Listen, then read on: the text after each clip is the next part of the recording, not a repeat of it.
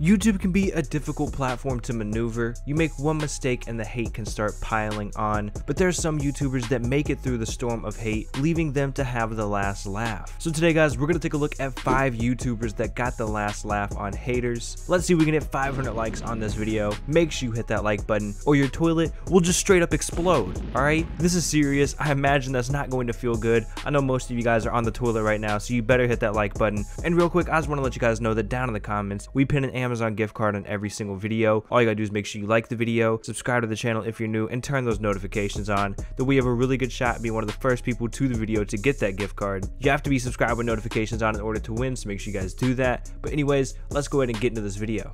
Jake Paul. Jake Paul's motto is to dab on the haters. But what happens when the haters dab back? All right, I wanted to do this one first, get it out of the way before you guys start hating on me. All right, let me explain how Jake Paul has got the last laugh on all of his haters. And don't be mad at me, all right? This isn't my fault, okay? Jake Paul has received a ton of hate this year. He's been in multiple controversies, he's been in drama, and he somehow managed to survive all of the hate. Just to recap some of the stuff that he's been involved in, Jake Paul had a controversial breakup with Alissa Violet that led to tons of drama and a diss track from Ricegum and Alissa. He had pranks on his friends that went way too far, leaving videos with tons of dislikes. He had the entire neighbor controversy, you know, where he jumped on the news van. He didn't really seem to care about the neighbors. He had the situation where he filmed the outside of Post Malone's house, essentially doxing him, showing off where he lives. And of course, the biggest controversy when he and his assistant Meg accused FaZe Banks of assault. So in just a few months, Jake Paul has had more drama and more controversy than anyone I could think of on YouTube. And the haters, they were dabbing with all their might. When Jake Paul hit 10 million subscribers the first time, he lost 100 subscribers in the same day. The haters, they were dabbing hard. They were dabbing hard back at Jake Paul. And it seemed like the haters were winning, but then everyone pretty much completely forgot about everything. You know, he just went right back to being extremely successful. He's gained nearly 1 million subscribers in the last 30 days. He's pulled in 350 million views. And no one is talking about any of the controversy surrounding him throughout this year. So if you are a Jake Paul hater, I'm sorry to say he is currently getting the last laugh, and he's dabbing harder than all of the haters combined. Keemstar.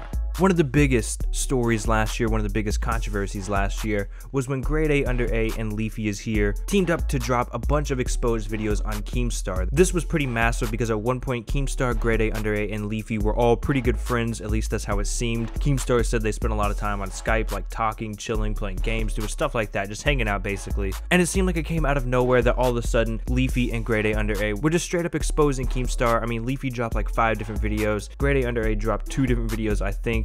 And they also promoted Scarce in these videos, and it really seemed kind of like an attack on Keemstar's career, pretty much trying to destroy his career. He lost a ton of subscribers at the time. Scarce blew up at the time because Scarce was receiving shoutouts from 2 of the biggest YouTubers at the time, from Leafy and Grade A Under A. Keemstar was even thinking about just leaving YouTube or leaving Drama Alert and getting a different host to do it. I think he actually did leave for a couple of weeks, like here and there he was leaving and getting different hosts, because obviously when you get attacked like that, you're not going to feel like making videos. He was receiving a ton of hate, but this year he is completely regained control, and he's definitely gotten the last laugh on all of the haters. August was Drama Alert's biggest month ever. They had over 61 million views that month and gained over 600,000 subscribers. And this month is looking pretty good as well. Keemstar's gained over 100,000 subscribers this month, and he's pulled in 37 million views the last 30 days. And the cherry on top is just a couple of days ago, Keemstar actually passed Scarce in subscribers, regaining that #1 spot that he had as the #1 YouTube news source. PewDiePie. Now, I'm not going to stick on this one for too long because I'm sure everyone knows about it, but the Wall Street Journal put out what many called a hit piece on PewDiePie, where they took clips out of context.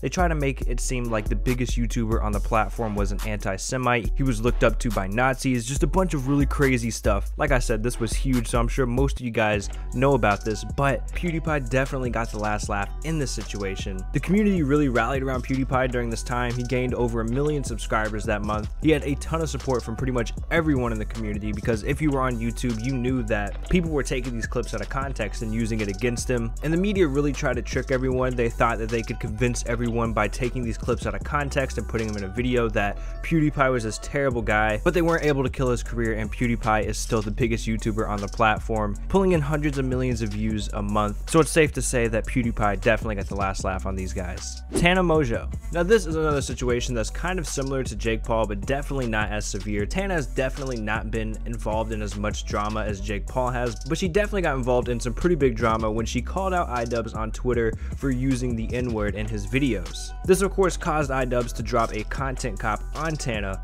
and this content cop has over 15 million views, so Tana was receiving a ton of hate at the time, even from her own fans. They were feeling like, you know, she kind of exaggerated the situation between her and iDubbbz. Like I said, how it's kind of similar to Jake Paul's drama is everyone pretty much forgot about it and everyone's pretty much moved on. You know, Tana is still doing just fine. She's still pulling in millions of views a month. She's still gaining subscribers, and she was able to survive the content cop from iDubbbz. Alissa Violet. When Alissa Violet and Jake Paul broke up back in February, Jake Paul was the bigger YouTuber. He was the bigger entertainer, and of course their breakup caused a massive divide in the fan bases, and I would say a majority of the fans sided with Jake Paul in that situation because, like I said, he was the bigger YouTuber and fans typically will believe whatever the bigger YouTuber says. And Alissa Violet was receiving a ton of hate during this time because they both were kind of accusing each other of cheating, and you know, like I said, the fans believe Jake Paul. So if you were around that time, you would see on Alissa Violet's Instagram, you know, tons of people would be arguing or be angry at Alissa Violet. She stopped uploading videos for about 3 months during this whole situation. And I know some of you guys are going to say, well, she was never losing subscribers, so she wasn't getting any hate. There was no one hating on her. She didn't lose subscribers during that time. The thing is, Alissa Violet is still extremely popular, and she was gaining subscribers faster than she was losing them. So I'm sure there was people that were fans of Jake Paul that didn't like her that unsubscribed. So although she was getting hate, it wasn't really reflected in her numbers. But at the end of the day, Alissa Violet definitely got the last laugh on all these haters. One, Jake Paul has been getting involved in controversy after controversy, and a lot of fans have been turned off by all this controversy. Two, she's in what seems to be a very good relationship with FaZe Banks, and they seem to be really happy together. She's moved in with them at this point. I mean, she's back to making videos. FaZe Banks is making videos. I mean, everyone that's living in that clout house is super successful. It seems like they're all passionate about building the clout house and building their own team. So Alissa Violet is now more successful than she ever has been, and she seems to be happier than she's ever been as well. So I would definitely say she got the last laugh on all those haters that were mad at her and Jake Paul for breaking up. Alright, well, there you have it, guys. Those were 5 YouTubers that got the last laugh on the haters. Hopefully you guys enjoyed this video. If you did, please make sure you hit that like button, subscribe to the channel if you're new, and turn those notifications on. It's been Extracted. We'll catch you guys later.